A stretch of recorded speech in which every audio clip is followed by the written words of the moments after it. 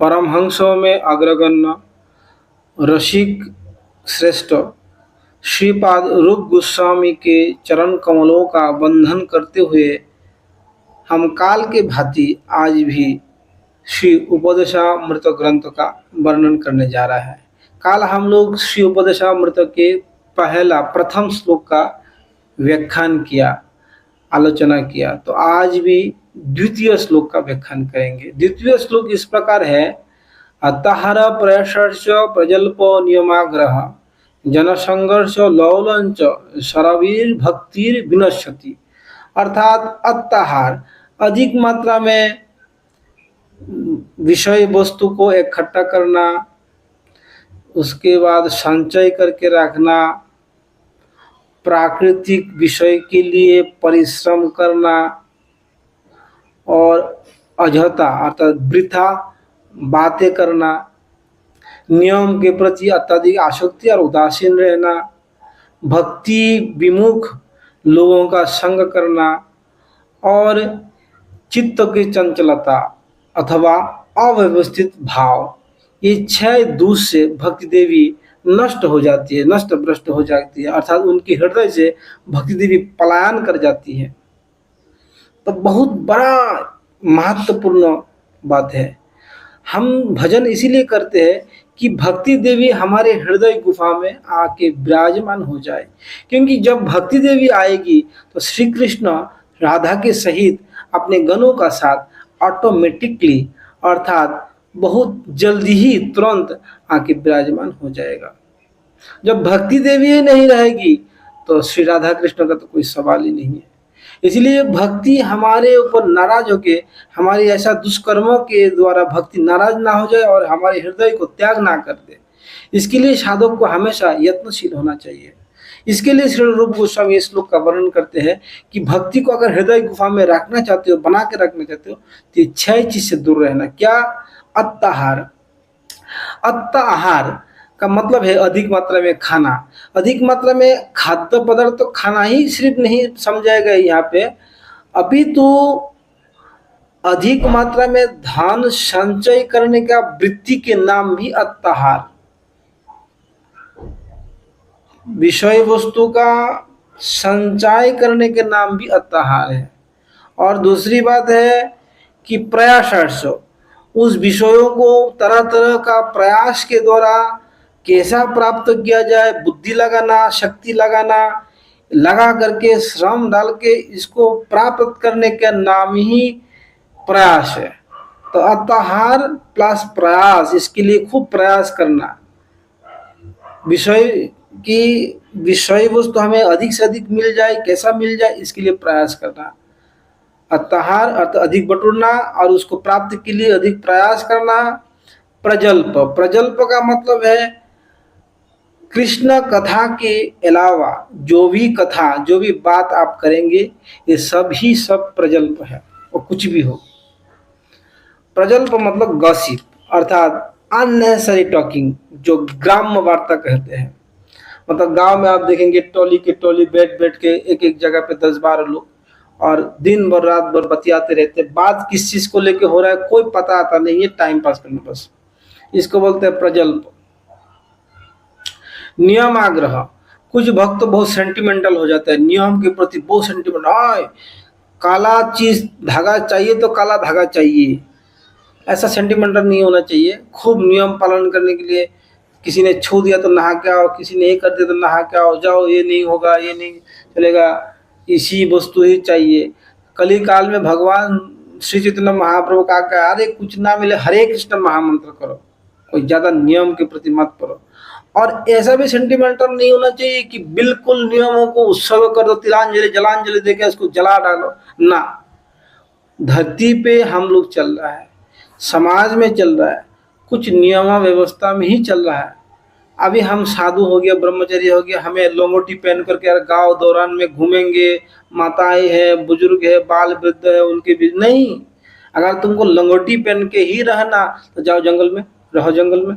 समाज में रहना तो अच्छे ढंग से कपड़ा पहन लेना, समाज की जो एक सभ्यता है उसके साथ मिलजुल करके रहना। ऊपर ऊपर अंदर से आप अपना भाव वैसा ही रखो जैसा आप भक्ति में आगे जाना चाहते हो, लेकिन बाहर से थोड़ा बहुत तो समाज के साथ मिला के आपको रहना ही पड़ेगा।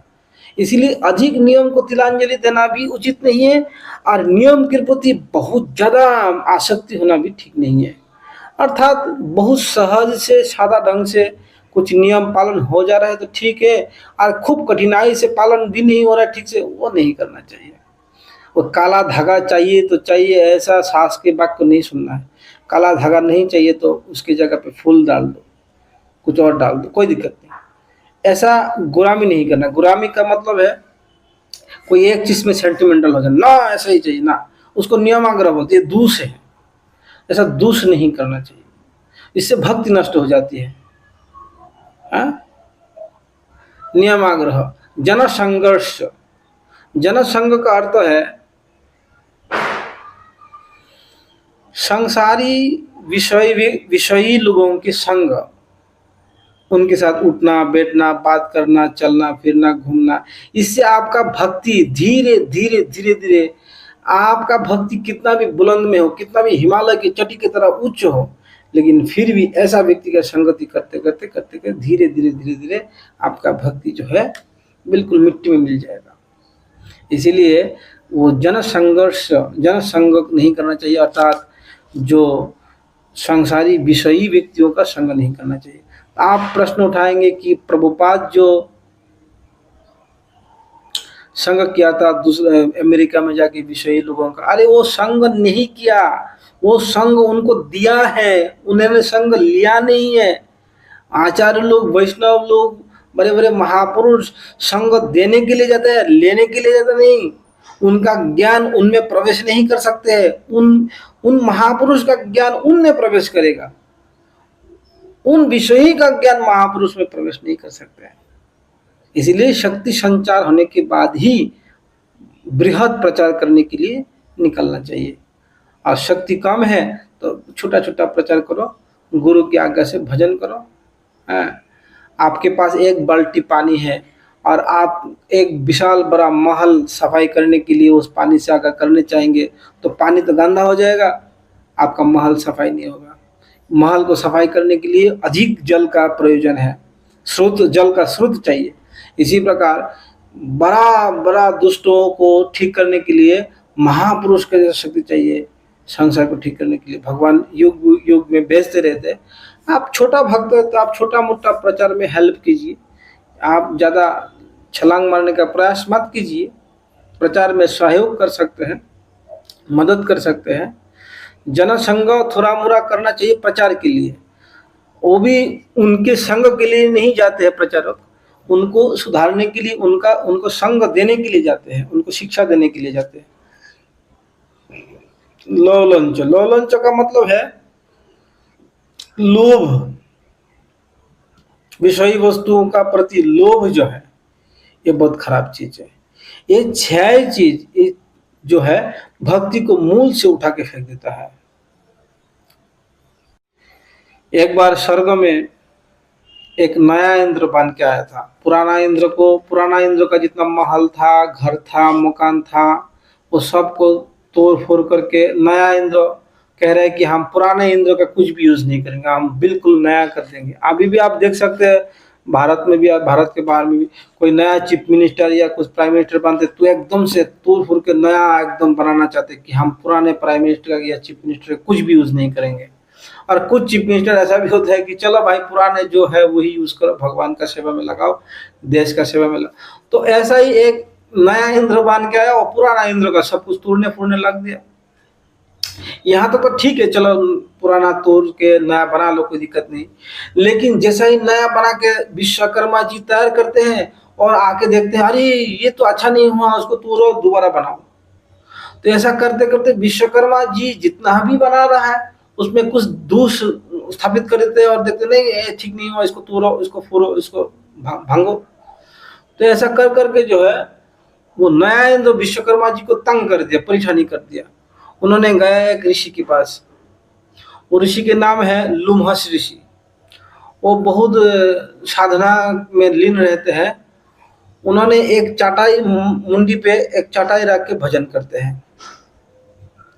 तो लोमश ऋषि के पास गया कि महाराज देखिए, हम तो इंद्र के चक्कर में हम बहुत परेशानी है, हमें इस परेशानी से हमें निकालिए, मुक्त कीजिए। तो सारे बात ऋषि को समझाया, क्या बातें हुआ क्या नहीं। तो ऋषि ने कहा कि चलो मेरे को इंद्र के पास ले चलो। तो इंद्र के पास स्वर्ग में आया, उनकी मुंडी पे चटाई था। तो जब मुंडी पे चटाई था तो ऋषि को देख के इंद्र प्रणाम किया और कहा कि हे मुनिवर, आप कहाँ से पधारे, आपका क्या नाम है, जो भी कुछ उनका परिचय दिया। बोला बेटा, मेरा इच्छा हुआ कि नया इंद्र को देखने के लिए, मेरा नाम है लोमस, मैं तो यहाँ भजन करता हूँ, ऐसा ऐसा। हाँ जी, तो ठीक है। आपके ये जो मस्तक पर चटाई देख रहा हूँ, छोटा सा मतलब आसन की तरह, कुश के आसन, वो क्या है? तो कह रहे कि बेटा देख, जिंदगी बहुत छोटा है, भगवान का भजन करके जिंदगी को बिताना है, कहाँ घर बनाना, मकान बनाना, दुकान बनाना। इसीलिए मैं चाटाई अपने मुंडी पे मस्तक पर रख देता हूँ और सोचता हूँ कि यही मेरा घर है, बस मैं घर के अंदर बैठ के जप रहा हूँ, भजन कर रहा हूँ, जो भी कुछ, मैं कुटिया में अंदर हूँ। तो ये फीलिंग होने के लिए मैं चाटाई को अपने मस्तक पर धर के जो है भजन करता हूँ। तब इंद्र ने सोचा कि उनका उम्र बहुत कम होगा और बहुत गरीबी में चल रहा होगा। तो इंद्र ने कहा कि आपका उम्र कितना है, अर्थात आपका उम्र कितना है बतलाइए, अगर कम हो तो हम अपनी तरफ से कुछ दे के आपका लंबा उम्र कर देंगे। इंद्र को क्या पता इंद्र को क्या पता है कि इस लोमश ऋषि ने कितना इंद्र को मरते और कितना इंद्र को बनते देखा है, इनको नहीं पता है। तो बाद में जब सुना कि ये लोमश ऋषि जो है, जब एक ब्रह्मा मरते हैं तो एक लूम अलकनंदा के जल में प्रवाहित करते हैं और अलकनंदा में स्नान करके उस ब्रह्मा के लिए रोते हैं कि एक ब्रह्मा तो चले गए मेरे। ऐसा उनके पूरा शरीर में रोए रोए हैं। तो जब इंद्र ने सुना कि इनका इतना लंबा उम्र है तो एकदम से चरण पकड़ लिया, महाराज इतना लंबा उम्र होते हुए भी आप ऐसे दैन्य भाव से, और आप कह रहे कि आप कितना जिंदगी जिएंगे, भजन करेंगे, और हाँ हमारे ऐसे करोड़ों करोड़ों इंद्र तो आप एक दिन में आपका जिंदगी का एक रोए गिरने से देख लेते हैं, और हम इतना अहंकार में आके इतना बड़े बड़े महल बना रहा हूँ और पुराना इंद्र का सब कुछ तोड़ फोड़ कर दिया, मेरे से बहुत गलती हुई। मैं जो भी, फिर विश्वकर्मा जी को कहा कि भैया जो भी बना लिया है, मैं इसी में बैठ करके अपना जो है इंद्र पद को संभालेंगे, इंद्र और स्वर्ग को रक्षा करेंगे, ठीक है, और आप मेरे लिए नया महल मत बनाओ। तो ये देखिए कि एक भक्त को किस प्रकार संतुष्टि रखना चाहिए, लोमश ऋषि से सीखना चाहिए।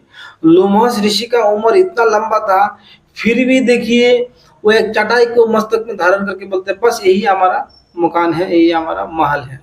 और एक इंद्र है, बार बार टूटे तूरे फूरे जो भी कुछ करे, तो दोनों में आसमान जमीन का अंतर है। इसीलिए अत्याहार अर्थात अधिक मात्रा में चाहना, अधिक मात्रा में प्रयास करके मकान बनाना, दुकान बनाना, बड़े कार बंगलो ये सब करना, ये जिंदगी का परम मूल्यवान, मानव जीवन का बड़ा मूल्यवान समय का व्यर्थ गवा रहा है। और इससे अपना परमायु क्षय होता है, अपनी इंद्रिय में बल खत्म हो जाता है, फिर अंतिम समय में भजन नहीं हो पाते हैं।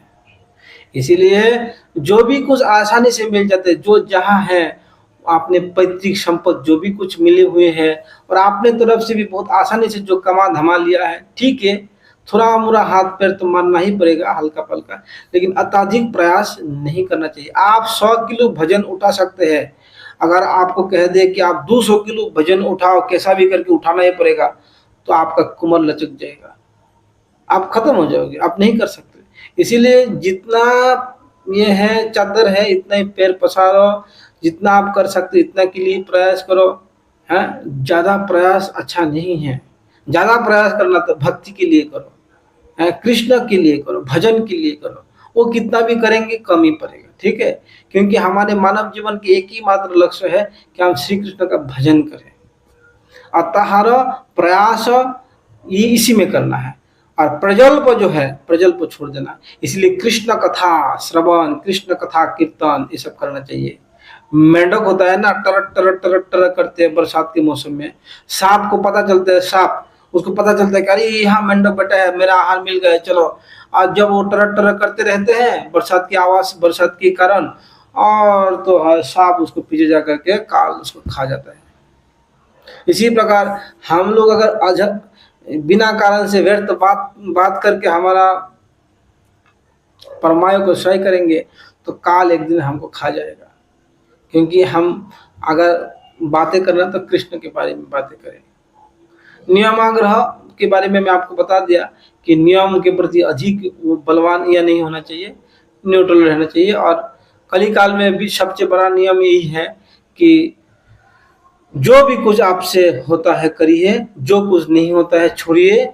बस एक चीज को पकड़ लीजिए, हरे नाम हरे नाम हरे नाम केवलम कलो नास्ते वो नास्ते वो नास्ते वो गतिरन्नता। कि हरिनाम केवल हरिनाम, केवल हरिनाम ही कलियुग में, कलियुग का एक मतलब सहारा है। इसके अलावा कोई गति नहीं है, गति नहीं है, गति नहीं है। श्री सुखदेव गोस्वामी भी कहते हैं कलेर दूर निद्राजन अस्ति एक महान गुण कीर्तन देव कृष्ण सा मुक्त संग प्रजित। अर्थात कलिकाल में, कलिकाल जो दूष का समुद्र है, जैसे कि समुद्र का बीचों बीच आप कुछ भी नहीं देखेंगे, सिर्फ समुद्र ही समुद्र देखेंगे, खारा पानी देखेंगे। लेकिन एक महान गुण है ये कलिकाल में, कीर्तन देव कृष्ण संग परम ब्रज। अर्थात श्री कृष्ण के नाम कीर्तन के द्वारा सारे अवगुण को नष्ट कर सकते हैं और परम गुण को अर्जन कर सकते हैं, कृष्ण भक्ति अर्जन कर सकते हैं। इसीलिए नियम के प्रति इतना निष्ठा जरूरत नहीं है, और नियम के प्रति एकदम कम निष्ठा भी ठीक नहीं है। नियमाग्रह होना नहीं चाहिए। जनसंग अर्थात संसारी जीवों का संग जितना कम हो सके करना। लौलंच अधिक लोभी होना चाहिए नहीं चाहिए। लोभ होना है तो कृष्ण प्रसाद में, कृष्ण कथा में, कृष्ण की चरणामृत में, भक्त सेवा में, धाम में वास, नाम में आश्रय, नाम जीव हमें चलते रहे, ये सब चीजों में लोभ होना चाहिए। संसारी चीजों में तो लोभ जिंदगी मतलब अनंत काल से परे हुए है। इसको नष्ट करने के लिए भगवान का भजन करना चाहिए, ना कि और लोभ बढ़ाना चाहिए। लोभ एक टॉक्सिन की तरह काम करता है। जैसे